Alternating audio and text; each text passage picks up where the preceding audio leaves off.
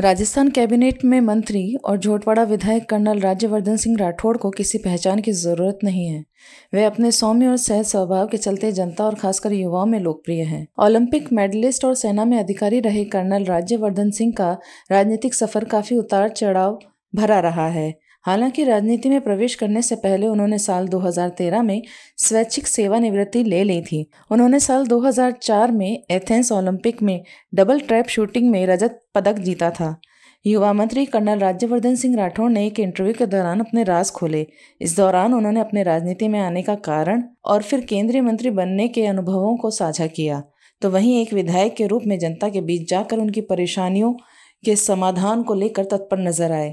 जैसलमेर जिले में जन्मे राज्यवर्धन सिंह राठौड़ प्रधानमंत्री नरेंद्र मोदी की पहली कैबिनेट में मंत्री थे, तो फिर 2023 में वे विधायक क्यों बने? इस राजनीति में ये उनका डिमोशन था या वजह कुछ और थी?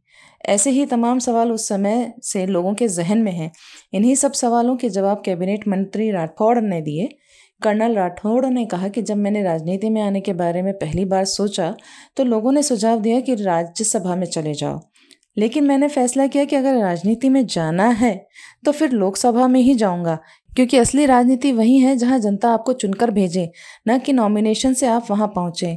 फौज में कहावत है कि अगर युद्ध में गोली आपके कान के पास से नहीं निकली तो वो फौजी कैसा। उसी तरह अगर राजनीति में आए और लोकतंत्र वाली लड़ाई नहीं लड़ी तो वो नेता ही क्या। मैंने जो सोचा वो पाया। राठौड़ ने आगे कहा कि जब मैं 2014 में लोकसभा पहुंचा तो 4 महीने के अंदर मुझे केंद्रीय मंत्री बना दिया गया, लेकिन प्रधानमंत्री नरेंद्र मोदी ने मुझ पर सबसे बड़ी कृपा 2019 में दोबारा मंत्री न बनाकर की।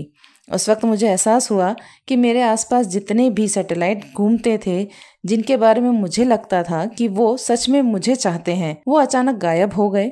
उस वक्त मेरा भ्रम टूटा और मेरे समझ में आया कि ये कुर्सी की ताकत है, मेरी ताकत नहीं है।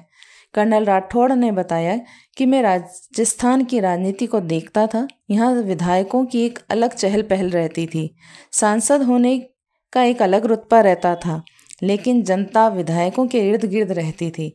तब मुझे प्रधानमंत्री नरेंद्र मोदी से दूसरा आशीर्वाद मिला, जिसके बारे में मुझे बिल्कुल जानकारी नहीं थी।